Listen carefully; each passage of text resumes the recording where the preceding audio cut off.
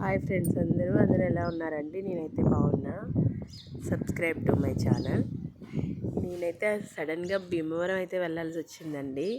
Chinchinada bridge మీద traffic అయితే jam అయింది. ఏంటా అని దిగి చూస్తే ఒక ముసలాయన గోదావరిలో పడిపోయారు. కానీ విచిత్రం ఏంటంటే ఆయన మునిగిపోలేదన్నమాట. అలా శవాసనం వేశారు ఏంటో, ఆయన అలా వాటర్లో తేలుతూనే ఉన్నారు. మీరు చూసారు కదా, నేను చూపించిన దాంట్లో ఆయన అలా తేలుతూనే ఉన్నారు. లుంగి కూడా చెదరలేదు. ట్రాఫిక్ అయితే ఫుల్గా జామ్ అయింది. కానీ ఎవరు చూసినా ఎలా కాపాడాలో అర్థం కావట్లేదు. కానీ అందరికీ కాపాడాలి అని అయితే ఉంది, కానీ ఎలా అన్నది రావట్లేదు.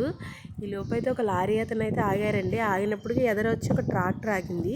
ఆ లారీ అతను అన్నారు, నీ దాంట్లో తాడు ఉంటుంది కదా, తాడు తీసి కిందకేయండి అని. పాపం ఆ తాడేసి ఆ తాతకి ఎలా అయితే తాడు అందించారో తాత తాడు పట్టుకుని అలాగే ఉన్నారు. కానీ ఒక్క మాట కూడా పైనుంచి ఎంతమంది కేకేసినా ఒక్క మాట కూడా మాట్లాడలేదు. నాకు అర్థం కాలేదు. నేను కూడా పిలిచాను.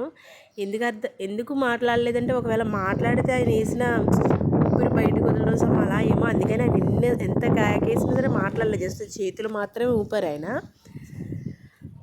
ఈ లోపైతే ఫుల్గా ట్రాఫిక్ జామ్ అయింది. పోలీసు వాళ్ళు అయితే వచ్చారనమాట. పోలీసులు వచ్చారని చెప్పి ట్రాఫిక్ క్లియర్ చేశారు కదా, ఇంక మేమైతే బయలుదేరిపోయాం. అండ్ అక్కడికి ఒక ఇది వచ్చిందండి, ఏంటి బోట్ వచ్చిందనమాట. కాబట్టి ఆ తాతని ఎలా అయినా సేవ్ చేసేస్తారని మేము అక్కడి నుంచి వెళ్ళిపోయామన్నమాట. మేమైతే భీమవరం మా అబ్బాయి దగ్గరికి వెళ్ళాము. బాడీ శివరంగా వచ్చేస్తుందమ్మా, హెల్త్ అయితే బాగాలేదు, వామిటింగ్స్ అయిపోయినాయి, లో బీపీ అంటే సర్లే బాగోకపోతే తీసుకొచ్చేస్తామని వెళ్ళామన్నమాట.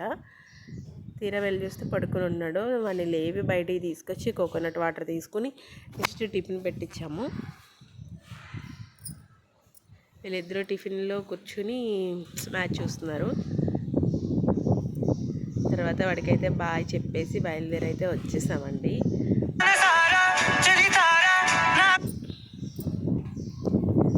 వెళ్ళిపోండి అమ్మ అని చెప్పి బాయ్ చెప్పాడు. మమ్మల్ని చూస్తే అక్కడికి ఊపికైతే వచ్చిందనమాట. లో బీపీ వచ్చేసింది సడన్గా, ఎందుకనో తెలియదు. ఎప్పుడు అలా వీక్ అవ్వడం ఇదే ఫస్ట్ టైము. కొన్ని టాబ్లెట్స్ వేయించారు, హాస్టల్ వాళ్ళు తీసుకెళ్ళి చూపించారు పాపం. అయినా వామిటింగ్స్ అవ్వలేదు, బాడీ వణుకొచ్చేస్తుందమ్మా అంటే ఇంక వెళ్ళాల్సి వచ్చిందనమాట.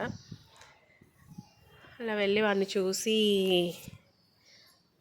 కోకోనట్ వాటర్ తీసుకుని సాయంత్రం ఏం తినకున్నాను అని చెప్పి టిఫిన్ ఇప్పించైతే వచ్చేసాము. ఇంటికి వచ్చేసరికి నైట్ 9 అయింది. వస్తూ బిర్యానీ ఫ్రైడ్ రైస్ తెచ్చుకు తినేసామన్నమాట. కానీ చాలా హుల్లు హోనమైపోయిందండి. మొత్తం నేను ఆ రోజు 200 కిలోమీటర్స్ వెళ్ళడం రావడం అయితే జరిగిందనమాట.